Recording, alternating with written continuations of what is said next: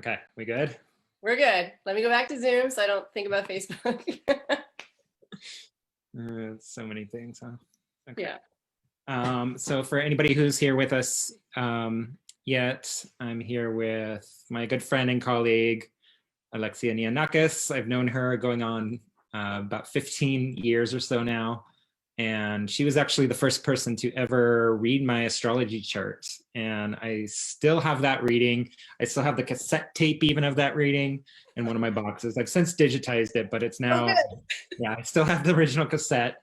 And I often go back and listen to that every maybe a couple years, every 2 years or so, I'll go dig it out and give it a listen, because there's still so much that I got out of that reading and so much that still applies today that's it's fun to go back and listen to. So anyway, very, very happy to have you here with me and to talk about a topic that I'm very passionate about, and I know she's very passionate about, which is Jyotish, which is sometimes called just Vedic astrology. And what we're going to talk about today is a lot of the current astrological weather that's happening. There's some really interesting things happening, and that's why I kind of had this idea to bring Lexi on and talk about that.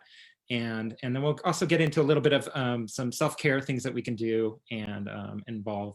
We both do Ayurveda and things like that, so we'll definitely talk some Ayurveda. So Alexia she's a graduate of New York University and the Ayurvedic Institute in New Mexico, where she studied with Dr. Vasant La, Dr. Claudia Welch, and Chicha Jiak.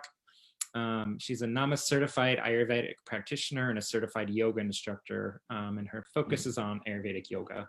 But her true love is Jyotish, which I just said is the science of light or Vedic astrology. And she has a personal practice, and I'll definitely give a link at the end of that to her website.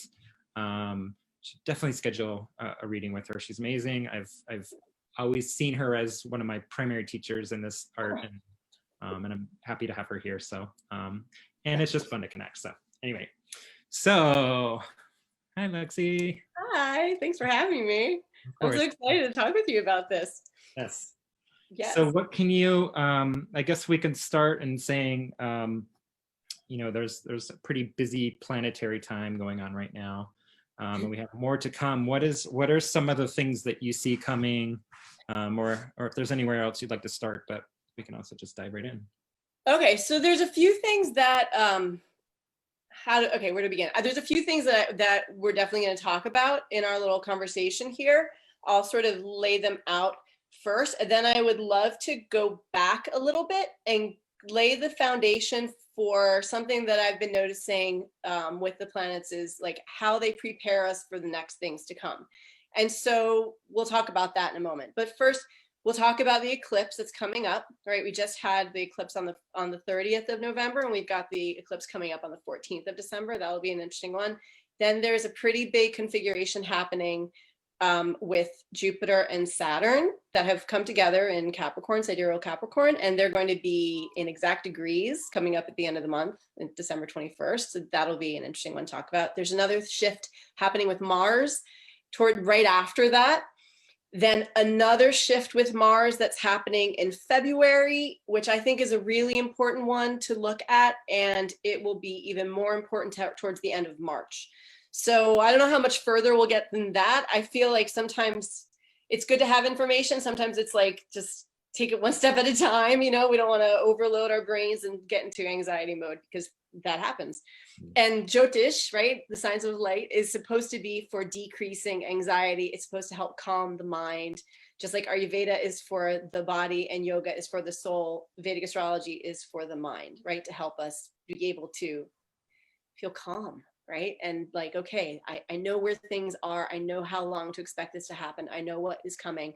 I know how to manage with the help of yoga and Ayurveda and other lifestyle modalities, as well as Vedic astrology remedies and such. I feel like this is where we can take action, right? I feel like we get empowered with this beautiful sister science of the Vedic sciences to feel empowered into actually, being able to like engage in our lives in a way that's more productive and calming and grounding.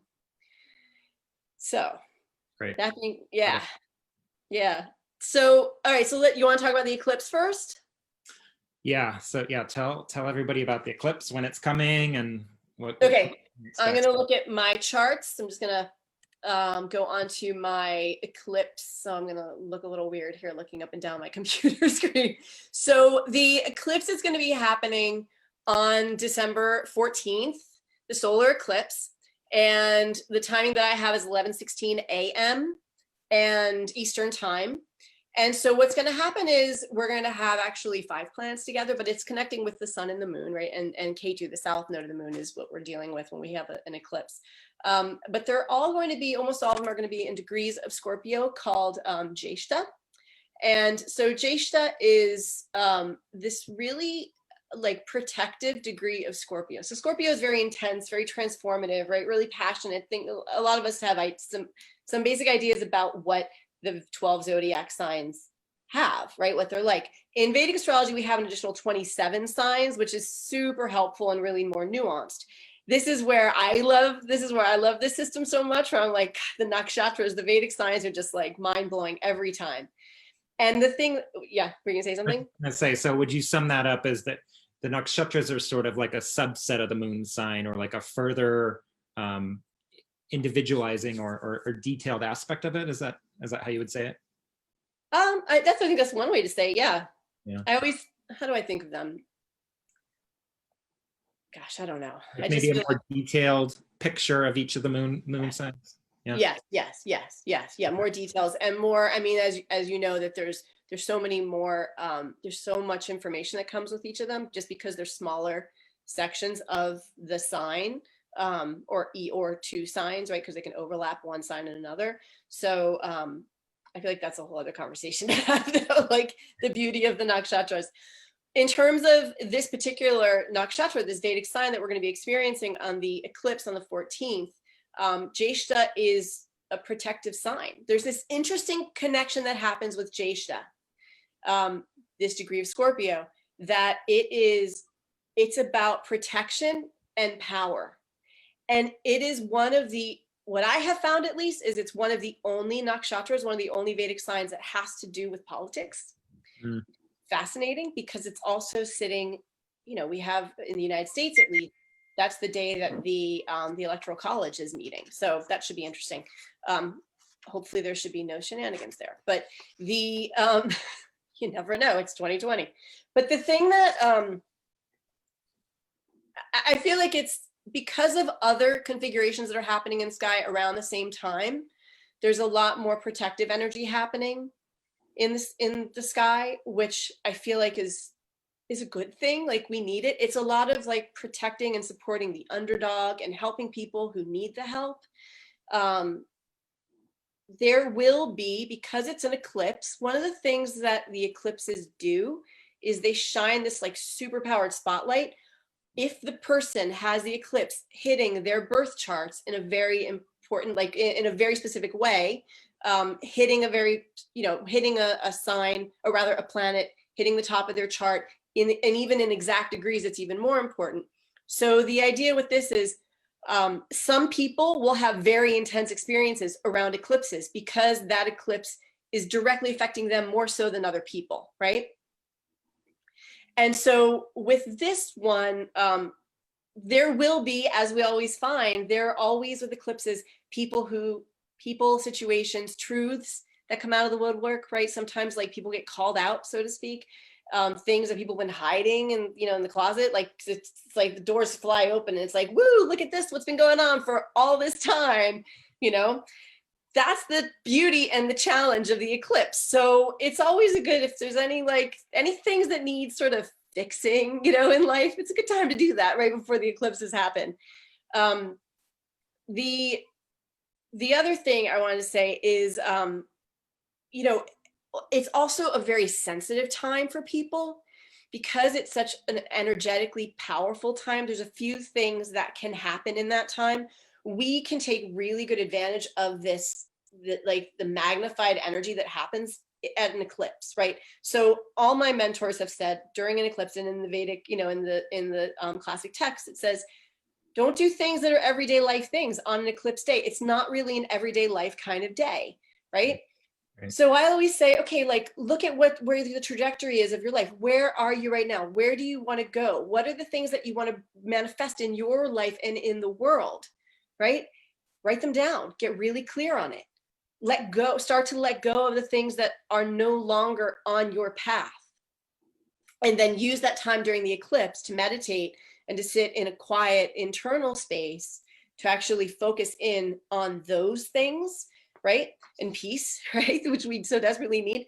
Those kinds of things can be, because the energy, they say, is magnified 10,000 times and 100,000 times with the eclipses.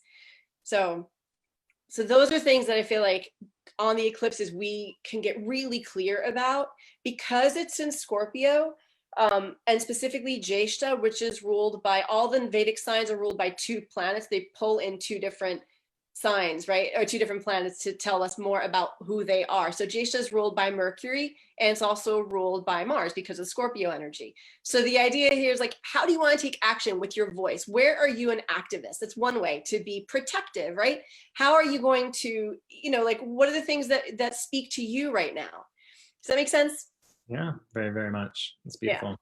Right. So the other thing too, just to highlight something that happens around eclipses, because we're still kind of we're in eclipse times, right? But it's still, because we just had an eclipse the other day, I always say, like, when we're in these really massively energetic, like, times of transition and change, and that's what this whole year has been, right? But especially right now with these bigger changes that are happening, people who are sensitive and people who are like delicate and fragile, they need extra care, right? Mm. So something that happens around eclipse moments are people transition out of this world, right? And we need to check in on people. Like, I always feel like with these moments of eclipses and massive changes, like, check in with yourself, make sure you're okay, check in with your friends, check in with your family members, that, check in with anybody who may need a little extra support, because these days are the days that sort of push people over the edge. You know what I mean? Does that make sense? Very much. Have you noticed that too? Oh yeah, very, very much. And I even feel like I see, there's this, so we had the lunar eclipse on the 29th, 30th, right? And then we have the solar eclipse. So to me, it's almost even the cycle in between the two eclipses. Like, so these last, like, or maybe not quite a week yet, and then through the next week and a half, right? Yeah. It's almost like a transition little tube that we've moved into, and it's, can be discombobulating, uncertain, and like, as you know, with like any type of eclipse, there are those things, there's those insights and those new like ways of thinking and doing that can emerge from that too. But largely it seems to be a good time to just go internal, right? And be quiet and listen and do whatever your sadhana or your spiritual practices, to meditate, do yoga, or whatever it is, right? And use it as a more internalized time period rather than bursting into the world that comes out. Exactly. Yeah, perfect. And the other thing too is to be gentle with yourself, because like you said, discombobulated. Like, I feel like that these days. I'm like, oh my gosh, what's happening? Right. But I know what's happening. Like, I'm looking at this stuff all the time and I still feel it. It's like, it happens to everybody, even people who are like, this is their job, so and even if we have all these great tools from Ayurveda and yoga and all these, we still feel it, it's like, we're human, we're all doing this thing together. So we have to just sort of be kind with ourselves and with others and not expect so much right now, because a lot of people are in these places of transition, so the being okay with letting go, right? Because we're in this new, I think it's, one of the things I mentioned before is like, I feel like we have these bigger, almost like cycles of time. I mean, that's a whole other conversation, right? The cycles of time thing. But there are these bigger cycles of time connected with the nodes of the moon, and with Rahu and Ketu, the north and south nodes of the moon, and the signs that they're in. And now that we're dealing with this whole new group, or this new pairing of Scorpio and Taurus, or Rahu's in Taurus and Ketu's in Scorpio, we're dealing with this very different energetic than we were over the last year and a half with Sagittarius and Gemini. So we are all in this place of transition from this Sagittarius, Gemini, connect, ideas, talk, beliefs, like, do you believe this? Don't you believe this? Where's my trust and faith, right? Who am I connecting with? What do I have to say? Where am I going for my information? All these things that happen with that energetic that was happening for a year and a half. Now we've just shifted at the end of September into this new pairing of Taurus and Scorpio that's way more grounding, more rooting, more like, who are you connecting with who do you want to, where do you see yourself in this world, right? Not up in the world of the ideas, but like rooting down. Right. Where do you get your sustenance from? Or, Yes. I think a lot about with Rahu, which is the north node, and it's sort of, the vata or the air kind of quality to it, and the movement.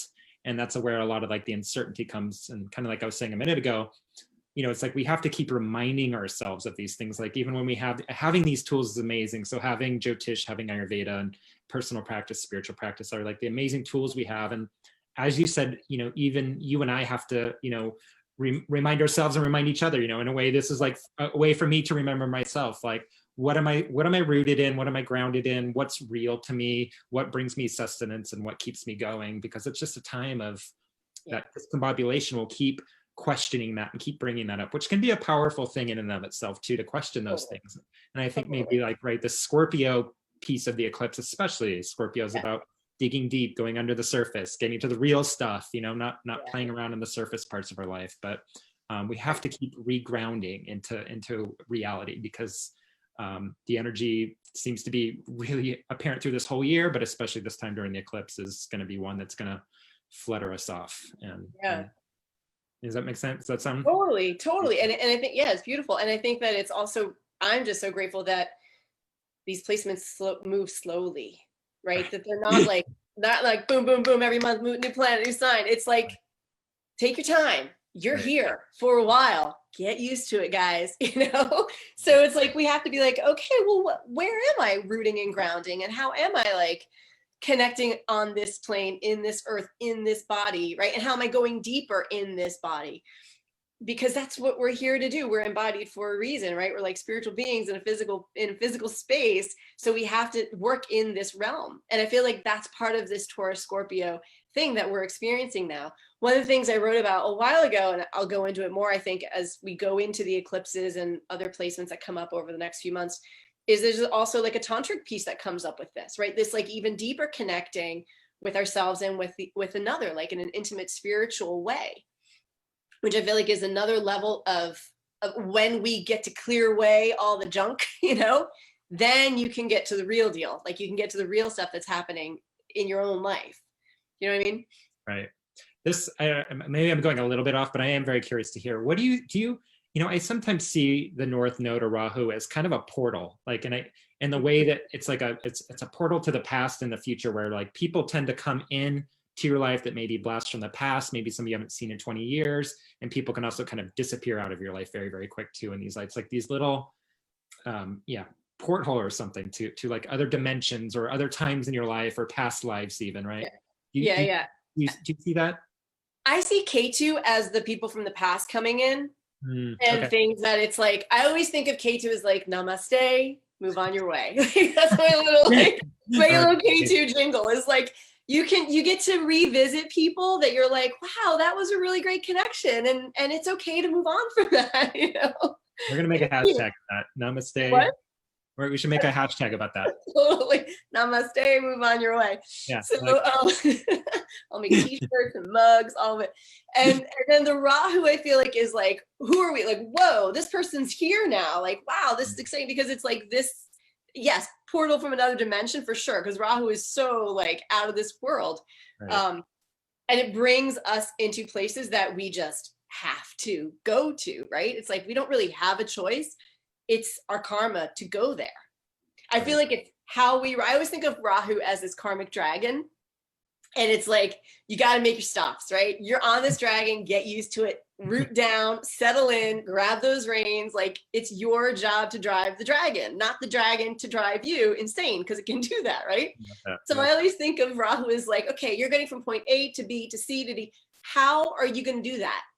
Right? Like, you have to do it with some bit of grace and like consciousness, right? Not like crazy, but sometimes that happens. We get out of control, as Rahu can do to us. And so knowing how, which actually I feel like links back into this past year, because Rahu was such a prominent player this year with the coronavirus. Right. Rahu and disease and the spread of things. And yep, totally, right? And so exactly, yeah, like it's exactly all those things that we experienced. And so we really, I feel like it's we just have to sort of take a step back and say, okay, I'm confronting this big energetic. Am I ready? And if I'm not, what do I need? What tools do I need to get ready for it? Whether it's on like the global scale, like what we've been experiencing, but how this is where I feel like all this stuff is just existentialism in practice. It's how are you in your own life? What are you doing, right? What am I doing? What is everybody doing? So that when we go into the world, how are we affecting the world in a way that is hopefully for the good? And it's not always what we see. And so we have to take a step back and root down and say, okay, well, hold on, what's been going on? That's where I feel like retrogrades are so helpful. Retrograde moments in the sky, when everyone freaks out about Mercury retrograde, I'm like, yay, we get a minute to pause and reflect, and same with eclipses. People get freaked out about these things. And I'm like, all right, here we go. What's going on in my life? What's going on in the world? How do I want to show up in the world in a way that's going to be more supportive, right? For everybody. I love that. That's great. So, yeah. Well, and it's, it's going to be so interesting. Like you said, it happens to fall on the day the Electoral College in the US, cast the votes, right? So, I mean, I'm kind of fascinated and terrified to wait for this moment because I want to see what happens, but it's gotta allude to some sort of chaos, right? Or maybe not chaos is the right word, but something not normal or unexpected is going to happen. And in my mind, I can see this going, it can go a couple ways, but it's either going to bring something really big into light that's going to be there, or something's really going to squash out, is my sense of what that means, and that might mean, that's the end of it. The votes go through and it's just over and we move on. And that could be one way that plays out, right? And kind of all this chaos that we've been through is just done, right? That would be like kind of the end of that karmic cycle. Or it might be a new vein that we didn't see coming and we're right back in another cycle of news and crazy, right? What do you think? Because it's eclipses and it's Scorpio. It's like it could go one way or the other. So it is one of those things. I have some other ideas with it though too, because we've already been through the Gemini Sagittarius piece of it. That is a little bit like the back into the cycle of news and all that, right? I feel like now we're getting into this place of like, where's your home? Where do you belong? Like, where do you specifically need to root down? Not in this place of ideas and beliefs and all that. I feel like that's what the last year and a half was for us, is what are the ideas and beliefs, and now pull them down into your world and apply those things that you thought about and learned or rediscovered or whatever. Now make it into an actual practice. So I'm the challenge though is that there's some things like around the eclipse. There were other things with the eclipse. It wasn't necessarily the eclipse that did this, but with like George Floyd's death and things like that, there's some things that are highlighted with this coming eclipse and then in March that have some similar pieces to that moment. So that's where I feel like there's, that stuff is where the Rahu karmic dragon piece is like, buckle down, like get on, because we're in for a wild ride. Put your seatbelt on. Yeah, seriously. But the other thing though too, it was the 14th, I think it's the 14th that with the eclipse is hitting exactly Donald Trump's moon sign. Right. So I don't think, and I've been saying for years, I was like, I don't see him getting reelected. I see that he's got a very, very hard, like I was saying, January 2020 through June 2021 is probably one of like some really hard times for him. And I wouldn't be surprised if more information comes out then around him and his home and his businesses and his family, because it's all fourth house stuff for him. So that's where I'm like, I don't think that it's going to be necessarily the United States. I think it's more the spotlight is on him. Which is a distinction to make, right? I mean, we can look at the eclipse on sort of like the mass scale or the global scale, and we look at it based on each individual's chart too. And so it'll affect each of us in slightly different ways based on our placements. But that is one thing I noticed with him too. I mean, politics aside, it's hitting his moon, and he was born during an eclipse too. So there's like a double, kind of ramifications of these effects. So I think it'll be very interesting. Very, very interesting. It is going to be very interesting. It's like exact. What? Yeah, I don't see it being a really good thing for him either. To me, that's sort of this, the exit, thing of the eclipses, where this might be the final, piece of at least him in the political sphere or something like that, Yeah, that's where, when I was saying before, it's and like you said, it affects different people at different times. Like for him, it's literally exact same degrees. That's which is huge. Yeah, right. that's even more unusual than it's like, oh, it's sitting on my moon nearby. His is like smack right on top of it. So yeah, interesting. 15th, we will see. Okay, well, maybe we should move forward into some of the other stuff coming up in the early part of the year. So I know we have another big thing. Maybe the next biggest thing happening is the conjunction of Jupiter and Saturn in Capricorn, right? Yes. Yeah. And that's coming, I have it down as December 21st. Is that what you have? Yeah, I think I have 1 p.m. Let me look at my charts here. 1 p.m. But that's going to be a couple, that's what I just pulled up as the exact 6 degrees 20. Okay. In Sidereal Capricorn, Uttara Ashada. So what does this tell us, Lexi? What's happening? Well, it's interesting because there's a lot of doom and gloom out there. I'm not like that necessarily. And people are like, you're such a cheerleader. I'm like, whatever. Like, I've got Sagittarius rising. Like, I'm going to look at things from where's my opportunity to learn and grow? So I feel like this is an opportunity for putting the things into action. Jupiter is all about, it's a planet of expansion and opportunity and spirituality and beliefs and ideas. It's like, look to the horizon, what's next, what's possible. And Saturn's like, yo, you sprinkled 1,000 seeds in front of me, Jupiter. I can't do all this. I can focus on these 3 that are going to grow. And that's that. So I feel like it's Jupiter being told, okay, come back this way. Saturn is telling Jupiter, come here, take care of the seeds you planted, make that stuff grow into something really beautiful.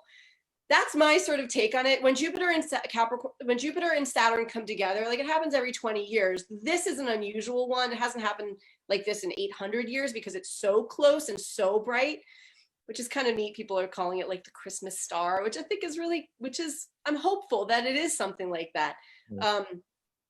But I feel like there's another level of, this is where Ayurveda comes in, because we have a lot of vata happening with this conjunction, right?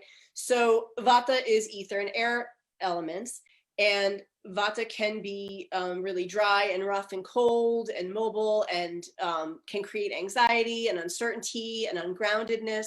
And so when we have a lot of that in the sky, it's like the whole idea, as above, so below, right? But also in Ayurveda, we look at what is our environment and how is our environment affecting us outside and inside. So this is where this time period, it's a vata time of the year. It's cold, dry, and rough, typically, at least in the northern hemisphere. And it's a lot of change going on. And that's also very vata in nature. So we have to, again, get focused. This is where Jupiter, I love Jupiter, but it can get a little too big for its britches sometimes, right? So this is Saturn sort of lassoing it back and being like, look, you have so many ideas. That's great. That's totally your jam. Bring it home.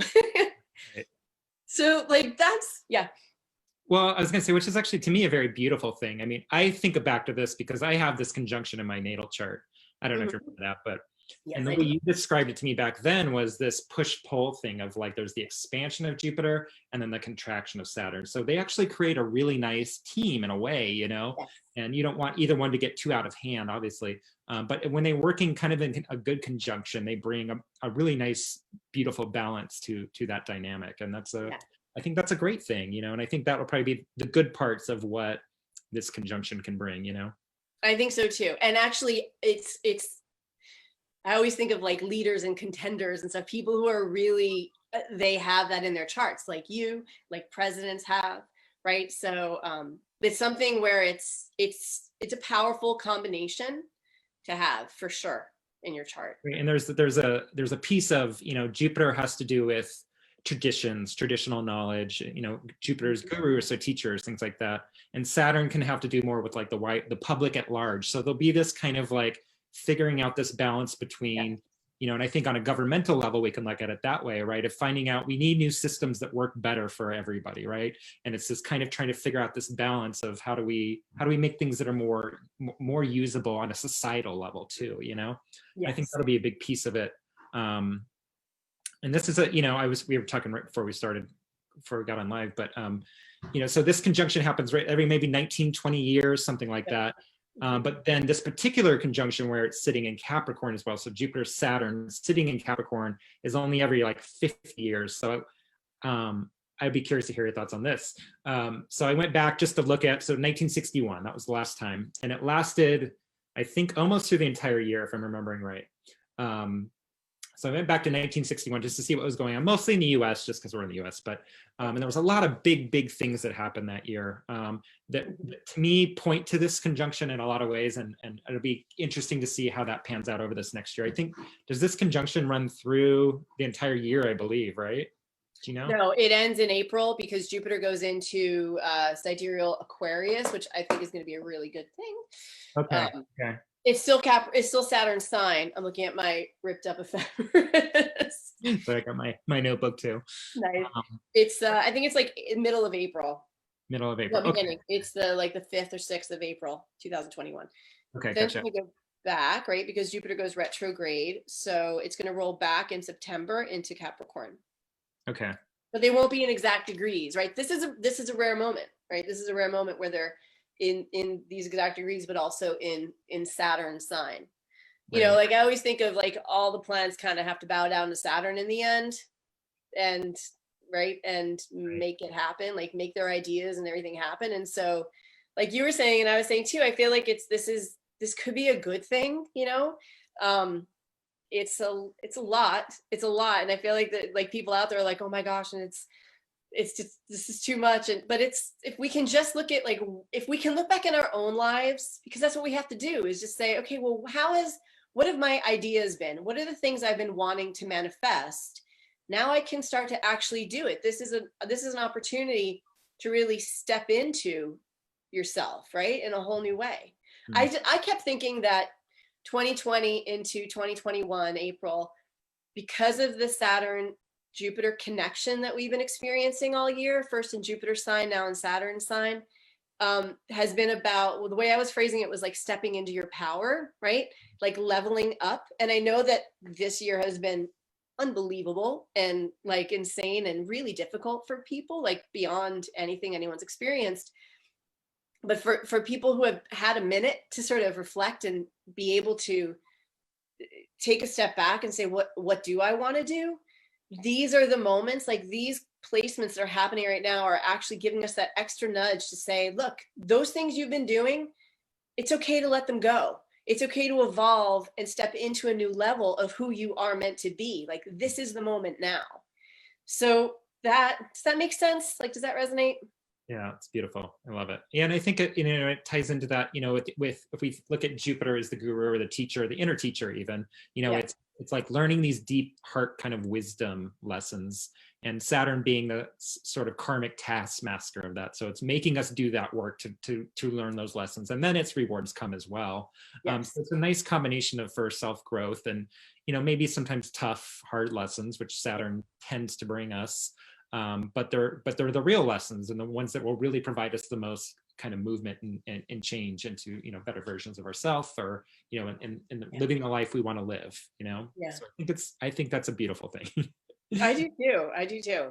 I don't think that everyone is going to be able to manage it, with as much like grace, like I was saying before, just because it's not easy. These big energetics, when they happen, they exhaust people, they push people over the edge, they make people, but if we're able to, if as many of us as possible can be like, okay, I know what's going on, let me help you, or let me like tune in. And I feel like that's another piece that Saturn would like of us too. And right. Jupiter in Capricorn, right? Jupiter in Capricorn is like, who needs help? Like, where's the underdog? Let me help you. So right. I feel like this is where I'm hopeful, at the end of this year, that that things are shifting in a way that, like, so many spotlights have been put in so many areas of our world and the way we govern and all this stuff, and in our own lives. And so now we're being given this choice to actually see what needs tending to and needs changing. Mm. And that's where the Saturn energy, the Capricorn energy is like, let's make a plan. What's step one? Okay, get it done. What's step two? Okay, get it done, right? Whereas Jupiter is like, I got this big idea. And Saturn's like, okay, how are you going to do that? So we're in the how are we going to do this place within ourselves. And then, of course, it's going to affect the rest of the world. Right. As we're all part of and it. again, I guess this is something we can look at each individual chart to see what Yes. how this will manifest more specifically to each of us, right? Of course. Yes, Right. absolutely. Yeah. I'm curious what you think about this. So this is how I've kind of come up with a really easy way of describing Saturn in your life and how to know where Saturn's hitting your life. And to me, it's the things that you just don't want to do. Like if it's something in your head that you're like, I just don't want to do that. Like that's Saturn saying you need to do that, right? And so those are the, like, whether it's, cleaning out your garage that's need to be done for, 5 years or whatever it is, some organizing files in your closet, and that's just piled in your closet, right? So something that's like, that area of your life that you just avoid and pretend doesn't exist and like shove under the bed and like try to close your ears and ignore and pretend doesn't exist, but then it just kind of like piles up and accumulates, right? To me, that's like a very, direct manifestation of Saturn in your life. So I always have people, I say, look for those areas where you have that conversation where I don't want to do it. I just don't, it's too much work or it's annoying or whatever it is. And that's how you can like honor Saturn, is to go actually, do that thing and dive. And then it's, of course, like, as always, right? Those, you find, oh, that wasn't as hard as I thought it would be. Yeah. And why did I wait so long to do that? And my life is so much better now that, my closet's cleaned out and organized, I think that's a great way to think of it. It totally makes sense too. Like when I'm thinking of my own life, I'm like, yep. Right. Gave it a website, yep. We all have those little areas, right? I mean, we all have it. So it's, but I like doing that to sort of, when Saturn energy really takes off in somebody's chart, or during these time periods and stuff like that, I'm like, okay, what can you kind of like go head on into to put the physical work in. Saturn likes us to work and do things and show up and give, and the more we don't do that, the heavier the weight on our shoulders gets with it. Yeah. The sooner we just like get in and do it, that weight goes off, and then Saturn is the boon giver and gives us rewards for. Yep. Saturn's like, good job. Good job. Here's your cookie. I wanted to tell you this though, Lexi. So I looked back at 1961 to see things happening around the world too. We might have to rule out the Vietnam War actually started. I think it was actually that war itself was more towards the end of the year. So maybe it's out of this part of the conjunction, but JFK inauguration was 1961. The first rockets were being launched into space in 1961. The first chimp, his name was Ham, was launched into space, as well as the first human into space after that. Okay. The Freedom Riders down south, that's when that really started. So a lot of this civil rights things really amped up during this time. And I think that's probably something that will, reflect more nowadays too, which already is, but I think maybe that will come even more into fruition too in the next part of this transition. Yeah. And interestingly too, it's like the ideas and these like visionary things, like we're going into outer space, and Saturn's like, let's do it. Let's actually do it. Stop talking about it. Yeah. Take the practical steps to make these things happen, right? That's like that conjunction. So I find that really interesting. And I think too, again, the freedom riders and the civil rights movement that was happening in the US at that time too, is I think another example of this, like I don't know if negotiate's the right word, but reimagining social structures, authority, things like that, power dynamics that need to be adjusted, things like that. Like I think this is the part that maybe, this might be a Saturn thing, right? And that it might be a little painful in some ways, but that it ultimately is like what needs to happen and brings the greater good and brings more fairness, equality. Saturn's about fairness at the end of the day, right? So it's like brings us, to more equitable societal structures and things like that too. Of course, with any change, there's always disruption to the how things are and supposed to be, and there's the kind of pushback against that, right? Which maybe is like the more, I don't know what you think, but maybe the more unhealthier version of Saturn that's a little bit rigid and fundamentalist about things or whatever it is, right?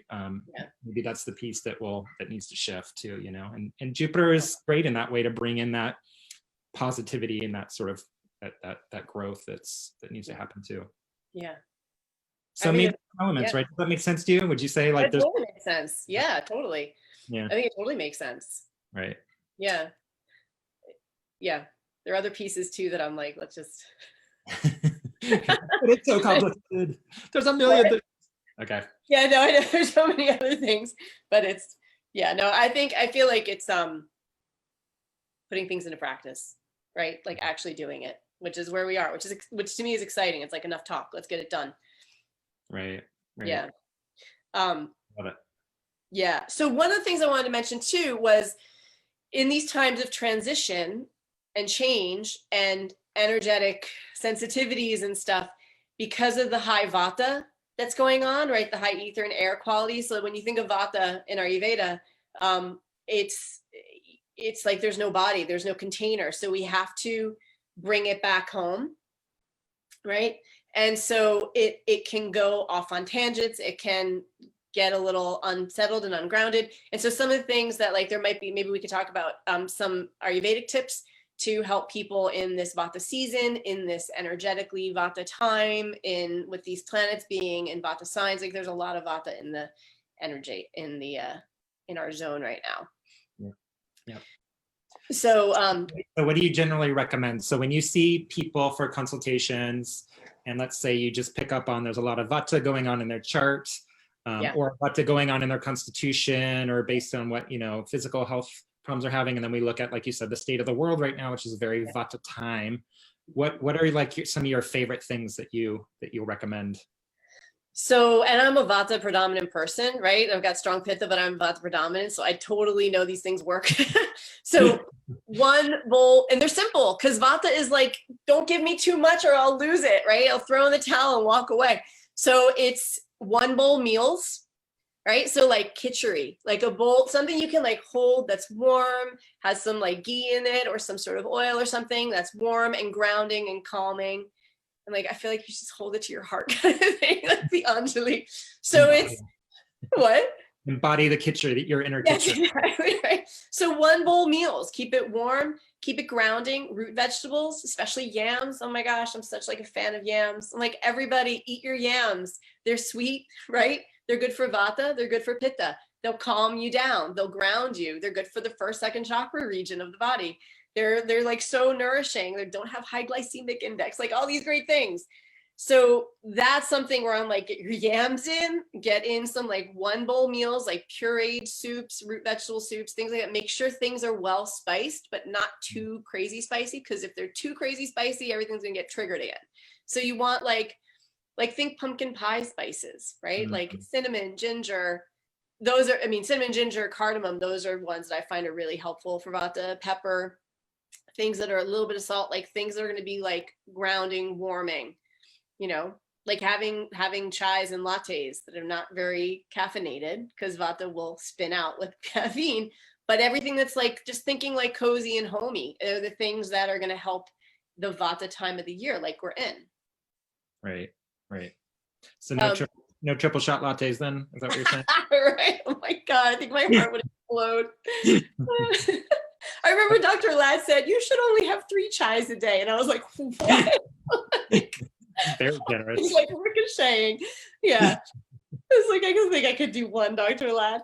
But the other thing too is oil, right? Oiling up. In Ayurveda, we love oil. You have to make sure you're able to use it, right? That you don't have parasites or that you're, there are other factors, that you're well enough and have a strong enough digestive energy that you can digest the oil that you put on your skin with abhyanga, right? Because when you put the oil on your skin before you bathe, it does a number of different things. But one of the things I always think of for a vata person is it like calls you back home. It's like, this is where I am. This is where I live. Like, this is my being, like, come back.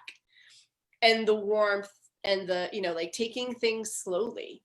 So oiling up, taking a bath, being careful that you don't slip, all that stuff. These are things that I feel like are super important for this time of year. Dr. Claudia Welch has a great article on her website about Abhyanga, the Ayurvedic oil massage, and when to do it, how to do it, all that. Banyan Botanicals has a great video. Do you have anything on your website about it? I always have links to other. Might have somewhere else too, actually. Yeah, there's so many. I have Claudia Welch's handout, there's a great handout. I can post it on here too later. Okay. But yeah, I mean, that's the beauty of the internet now too. There's plenty of videos on, Abhyanga, for anybody who doesn't know, is like an Ayurvedic oil massage. Yeah. And would you say, Lexi, maybe like the number one medicine for Vata would be some oil? Yeah, totally. Pretty much. I mean, maybe routine's another big one too, right? That's a hard one. Right. But that's just hard for me, but it's okay. No, routine or having some sort of having organization, and even if it's just like a few things that you do consistently in your day is so helpful for Vata. It's also so helpful for when Rahu, the north node of the moon, is prominent in our lives, like it is right now with the eclipse that we just experienced. So actually, one of the things that I always think of with Rahu and Vata is take things in short increments of time, like 22 minutes. My friend Denise, talked about the 22-minute thing as being this like miracle time period. And it absolutely is. If you can set your timer for 22 minutes, you can get anything done in that time. It's unbelievable. 22 minutes, go do the dishes. 22 minutes, get your emails done. 22 minutes, start making dinner.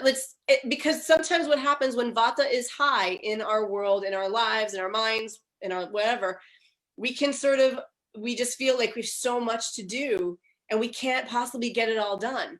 And so you have to just, again, pull back and say, okay, wait, what do I have to do? Make my list. Okay, bang it out, whatever order I want, 22 minutes, get each thing done. I've gotten messages from clients who are like, that changed my life. So it's like, it's a big one. Right. It almost sounds like a supermarket sweep, like a game show where you hit the timer and then you go and get the dishes and come back. But yeah, that makes sense, right? I mean, because Vata needs organization. It needs a little bit of structure. Routine is good. And it sort of maybe grounds that energy that might be like, well, I got to do the dishes and make lunch for the kids and sweep the floor and clean my closet up for Saturn and all the 10 million things. Clean my closet up for Saturn. Totally. And the timer is the container. Right, totally. Start, finish, done. Oh, I love it. I love it. Yeah. That's beautiful. I do it with my kids. So, and back to the food a little bit. Yes. So the main flavors, right, with Vata to favor would be sweets. Not sweets like Reese's peanut butter cups, but sweet flavored foods like yams and rice and salty and sour, right? Yeah. These all give us what? These give us like a lot of grounding, a lot of nourishment, suppleness that Vata usually needs, as long as our digestive fire is strong enough to digest them, right? So sweet, salty, sour flavored foods would be ideal for Vata, especially if you're more Vata prone, but in the Vata seasons and things like that. Yeah. Yes. Yeah. Always have something sweet in there, because it's the first flavor, right? And it's grounding and building. That's where the yams come in for me and my kids, or the cinnamon, because it's mildly sweet. It's sweet, right? Or like you said, rice or like a milk or something. Right. The other thing I wrote down on my notes here is Agni, right? Supporting our Agni, our digestive fire, because when we're in times of transition, our energy and our attention can be 10 places at once. So your I always think of Agni, our digestive fire, as literally like what our digestive enzymes are doing, but also like what else is on my plate, mentally, emotionally, work-wise, children, family, world, whatever. So like, what is it that I have to digest here? How, and how much of a bite can I take of each thing and when? So we've got to make sure that we have enough fire going on internally. And that's where the things that you just mentioned, right? All those spices and stuff, those are the warming spices are going to help kindle your fire. Mm-hmm. I know the Ayurvedic Institute has a really great recipe for Agni tea, which is basically like a big pot of water simmered with a nice, like an inch chunk of ginger grated up till it becomes like an amber. And then I think there's, at the end, you turn it off and put a squeeze of lime, a pinch of cayenne. I don't know if there's salt in there, like a pinch of salt, and some sucanat. What else is in there? Anything else? That sounds about right to me. Yeah, and then you can just drink that throughout the day. Of course, you got to make sure that it's not going to like trigger if it's too heating for you. This is where like they've got to talk to you about their digestive fire and their because that stuff can be it's medicine. Food is medicine. Right. So if people have too much fire already, that might be too much for them, or they may actually need to calm their digestive fire down a little bit. Yes. Me. Well, you're also in Arizona, right? I'm also in Arizona. I'm already in Pitta land itself. So. Yeah, and I'm in upstate New York, where it's like gray and cold. Right. Yeah, we just finally got down to, I think, the 70s, just barely. So it's Wow, pretty warm here. Yeah. So, that sounds incredible. yeah, it's pretty nice right now. Don't talk to me in July, but right now, amazing. Yeah, no, July you're indoors all the time in air conditioning. So are there any other big astrological either advice or conjunctions that you think, or times that we could be aware of or watch for that are coming up? Yeah, I think the end of March is going to be interesting, potentially tricky, because of Mars connecting with Rahu. So when we have those two come together, it can be incredible transformation and change. Mars is all about taking action, going, like, it can, connected with war, it's connected with activism, it's connected with fighting, it's connected with like strength and courage and motivation and having the drive. And Rahu is, all the things we talked about before, this karmic dragon, this intensity, it's like out of this world abilities. I mean, literally, it's, all these really cool sciences and explorative, inclinations and such.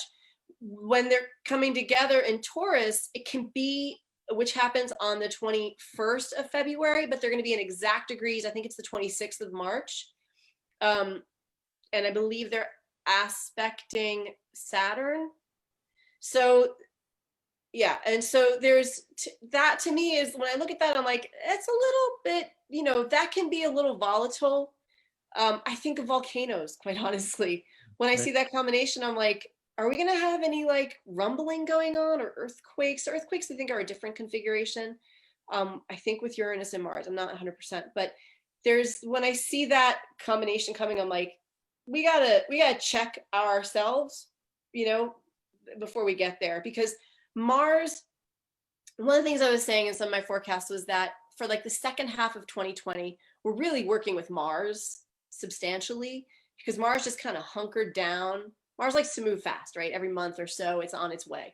But Mars just was sitting in signs for like quite a long time, a couple of months at a time. And so we're really working with this planet and trying to understand our places of ideas and activism, and how we're taking our what our actions are doing in the world, right? And how we want to actually engage and take action. And so as we move into Mars in Aries in its own sign, that's going to be on, I think it's the 23rd of December. That's going to be, again, we've been dealing with it in Pisces, where it's like, what are your ideas? Where are your dreams? Similar energy of what's been going on for, the Jupiter thing we were talking about before. So now as we move forward with Mars in an action sign right at the end of this year, and then going into this Taurus piece, I don't know. I feel like I feel like it could be dangerous. I feel like if we are really looking for an opportunity to do major transformation, we're coming up to that with that piece. And again, like you've mentioned a couple times, like how it plays out in our own charts is where we really get to see these things happen. And that's where, getting a reading and stuff is good, because you get to see, okay, well, this is where it's going to be showing up.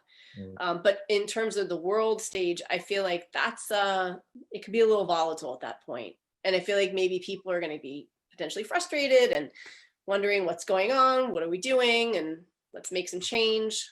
Right. Jupiter's moving right after that, which I think will be really helpful in terms of the health of the world. I think that things with the whole virus will be shifting starting at that point, with Jupiter's movement in April, which is good. It'll go into Sagittarius at that point. Yeah. It'll go into Aquarius. I mean Aquarius. Sorry. Yeah. Yeah, and then it'll be and yeah, so that'll be I feel like a welcome shift for us for sure. So I don't know. What do you think about those? I agree. I think it's interesting. There's the movement from, the eclipse itself, I believe. I don't think it's quite a Gandanta, like the knot point, right? I think it's just outside of it. But there's still this transfer from a water element to a fire element, which to me always brings a little bit of upheaval or chaos in some way. Or you could look at it as transformation, which is a nice word for it too. But yeah, I think that it's gonna, in this piece between Taurus and Mars, especially too, that we're talking fire and earth. I think volcanoes or some kind of eruption, explosion-y type things for sure is very, very possible. So yeah, I forgot about the Gandanta piece with Mars. Yeah. Also, that's a good point. Yeah. Yeah. They're always and I don't know, is this how you would describe Gandanta? This is how I think of it. So it seems like a knot in a sense, right? And so it's a tight space, or it's a place that there's a lot of tension or a lot of stuckness, and it tends to fall at the end of the sign, or it's at the end of the sign, right? So moving through that becomes this kind of constricting and compressing piece that creates a little bit of like friction or heat, things like that. And it brings us to the other side of it in a very like transformative way, in the way that fire also transforms us. So I see, the word I like to use, or the term, is trial by fire. So it's a little bit of, it pushes us through. It's a little rough, but it gets us through to a better place, on the other side of that. Yeah, that's a good way to think of it. I think of it also as, it's the tide knot right in between when we're bridging the fire sign to a water sign to a fire sign. So it's very specific degrees and very specific days of the year when that happens. And when we're dealing with planets like Mars, which is already a fiery action, trial by fire kind of planet anyway, it can be a little more heightened. The energy can be a little more heightened. I think of it also as like, where are we stuck? Like, where's they say it's like the tide spiritual knot. And so where are we stuck in ways that are asking to be changed? And I find that when a person has it in their charts, it's almost like this is where you can grow in some of the most amazing ways. And this may be where you're holding yourself back unconsciously, karmically, and so once you face those fears or whatever it may be, the transformation is incredible, right? And people are just like, amazing. Right. But until then, it can be where they just feel like they're banging their head against this knot constantly, and they're trying to keep pushing it through with and it's like, no, you have to unravel it and investigate it. Right. Or it's like when you get a necklace all tied up, right? And at first you're just like, just stop it, pull apart. But it's like, no, got to get in there and like meticulously find it apart. Exactly. Yeah. So it's funny that we've been working with Mars now, just kind of hanging out on top of us for a while. And now we're at the end of the year with all this other energy shifting. And now it's like, how do we take action? And where is our anger? Mars gets angry. It's Pitta. Right. So how do we, one of the things that I was thinking is it's in Pisces right now. Let's not drown it out with the drinks, and in the meantime, also drown out our Agni. So I don't know, have a digestive every now and then. I love it. I love it. Yeah. Well, let's, is there anything else you want to add? I mean, it's been an awesome time talking, and it's super fun. Really fun to talk what you have to say about all the planetary stuff. I know that I'm going to just tell everybody about Lexi's website. It's lexneon.com, lexneon.com. And if you go there, she's got great stuff.